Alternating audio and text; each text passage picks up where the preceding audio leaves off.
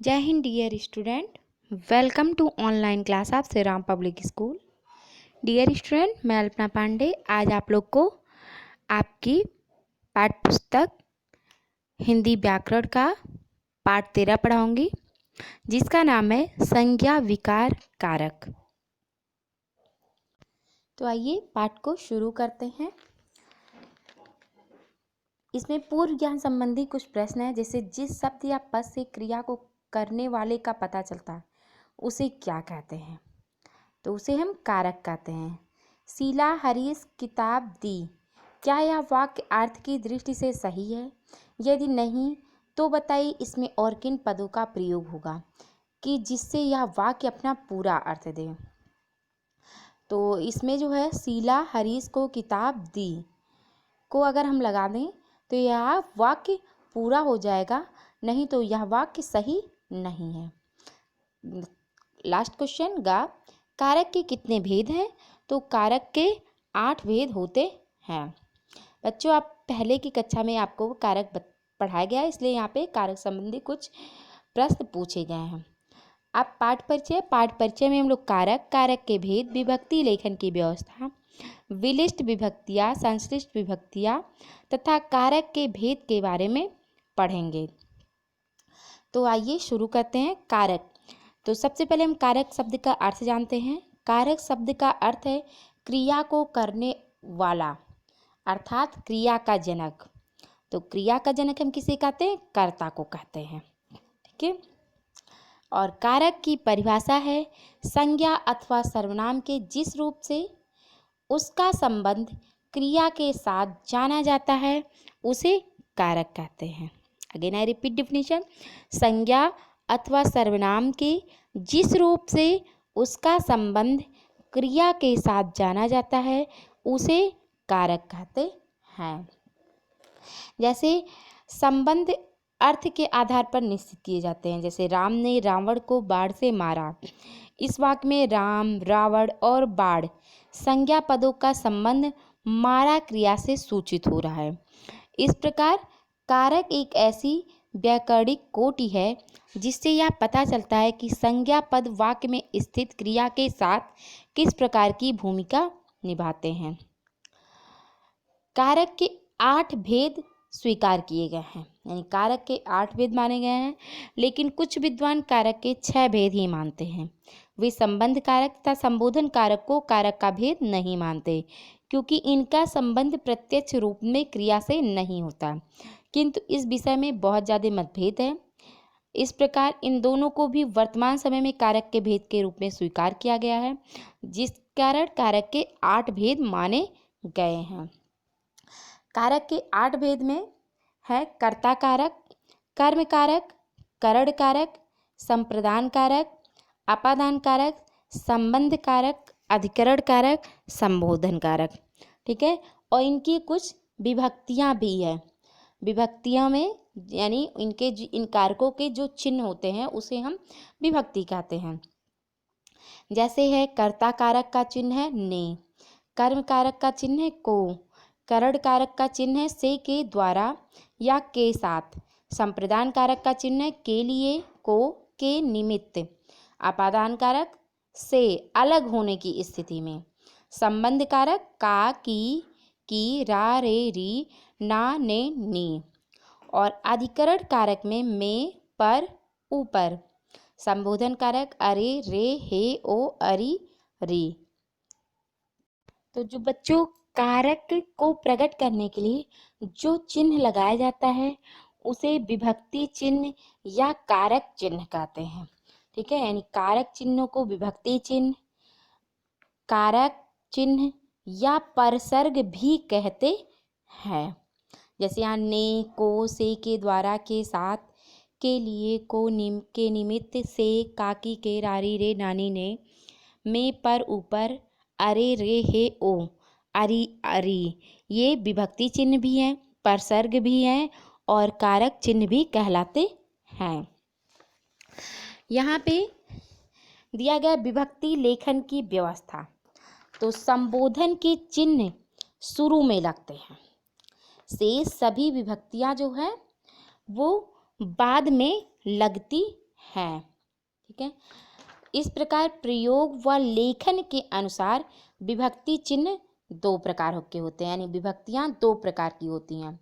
एक है विश्लिष्ट विभक्ति एंड दूसरा है संश्लिष्ट विभक्ति। अब हम लोग देखेंगे विश्लिष्ट विभक्ति क्या होता है। तो संज्ञा के साथ आने वाली विभक्तियां उससे अलग लिखी जाती हैं, इसलिए उन्हें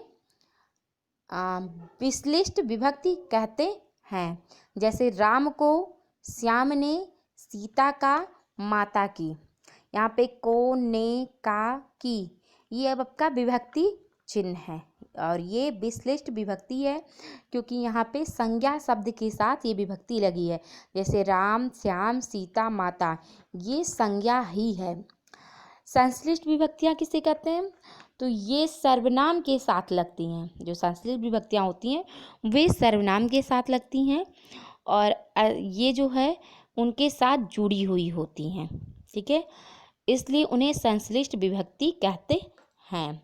जैसे मैंने, मेरा, उसकी, तुमको, हमसे, उसका, ये यहाँ पे सर्वनाम दिया और इसमें विभक्ति चिन्ह जुड़ा हुआ है। जैसे मैंने में ने आपका विभक्ति चिन्ह जुड़ा हुआ, मेरा, मेरा में आ विभक्ति चिन्ह जुड़ा हुआ है, उसकी में की, तुमको में को, हमसे में से, उसका में का, ये यहाँ पे विभक्ति चिन्ह जुड़ा हुआ है। यानी संज्ञा के साथ आने वाली विभक्ति उससे अलग लिखी जाती है, इसलिए उसे विश्लिष्ट विभक्ति कहते हैं। और सर्वनाम के साथ लगने वाली विभक्ति जो कि उनके साथ जुड़ी हुई होती है, इसलिए उन्हें संश्लिष्ट विभक्ति कहते हैं। ठीक है, अब आता है कारक के भेद। तो जैसा कि मैंने आपको पहले ही बताया कि कारक के 8 भेद होते हैं। कर्ता कारक, कर्म कारक, करण, संप्रदान, अपादान, संबंध, अधिकरण और संबोधन। इन कारकों के कुछ चिन्ह हैं जिनको आपको लिखना है और याद करना है। आज हम लोग कर्ता कारक के बारे में ही पढ़ेंगे। क्रिया को करने वाला कर्ता कहलाता है। ठीक है, क्रिया को करने वाला कर्ता कहलाता है, यानी जो कार्य को करता हो उसे ही हम कर्ता कहते हैं। संज्ञा अथवा सर्वनाम शब्द के जिस रूप से काम को करने वाले का बोध होता है उसे कर्ता कारक कहते हैं और इसका संबंध किससे होता है? क्रिया से होता है। कर्ता कारक का चिन्ह ने है, परंतु इसका प्रयोग सदैव नहीं होता है। यानी कुछ वाक्य ऐसे होते हैं जिसमें ने का प्रयोग नहीं होता है और इसका प्रयोग सकर्मक क्रियाओं के साथ हो सकता है जो भूतकाल में हो रही हैं। जैसे उदाहरण, राम ने पत्र लिखा। यहाँ पे ने देखिए कर्ता कारक का चिन्ह दिया है। आपने बुलाया होगा, यहाँ पे सर्वनाम आपका प्रयोग किया गया लेकिन इसके साथ भी ने कर्ता कारक का चिन्ह लगा हुआ है। ठीक है, वर्तमान और भविष्यकालीन क्रियाओं वाले वाक्यों में किसी भी उपसर्ग का प्रयोग नहीं होता है। जो वर्तमान काल में हो रही हैं या भविष्य काल में क्रिया होने वाली हैं उसमें उपसर्ग का प्रयोग नहीं होता। जैसे रामदेव व्यायाम करते हैं, यानी ये प्रेजेंट टेंस में है, वर्तमान समय में चल रहा है। ठीक है, तो यहाँ रामदेव करता है और इसमें कर्ता कारक का प्रयोग है लेकिन यहाँ कर्ता कारक का चिन्ह ने नहीं दिया गया। राधा नाचेगी, ये भविष्य का बोध करा रहा वाक्य लेकिन इसमें भी यहाँ पे ने उपसर्ग नहीं दिया हुआ है।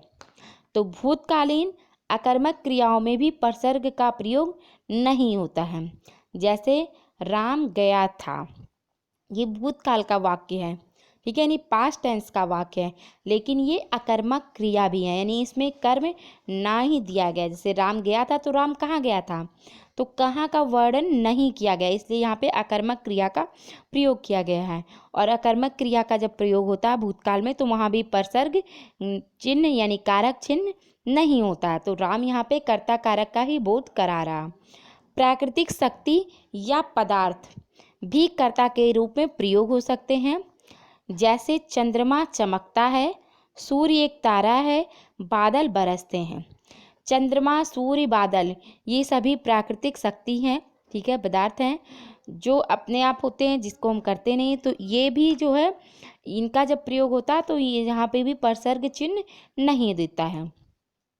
यहाँ पे अपवाद के रूप में भी बच्चों कुछ बताया गया, जैसे कभी कभी कर्ता के साथ को, से, के द्वारा विभक्ति का भी प्रयोग होता है। जैसे हमें, हमको सो जाना चाहिए, तो हमें सो जाना चाहिए कर्ता कारक है, लेकिन हम कभी कभी लिखते हैं हमको सो जाना चाहिए, तो यहाँ भी कर्ता ही कारक होगा। नटों के द्वारा कर्तव्य दिखाया गया। मुझे अवश्य जाना चाहिए, यानी मुझको अवश्य जाना चाहिए। साहिल से खेला नहीं गया, ये अपवाद है, लेकिन अगर ये इस तरीके से वाक्य आ रहे हैं तो ये कर्ता कारक ही होंगे। बच्चों आज हम लोग यहीं तक पढ़ेंगे, आगे का हम अपने नेक्स्ट वीडियो में पढ़ेंगे। Thank you and have a nice day.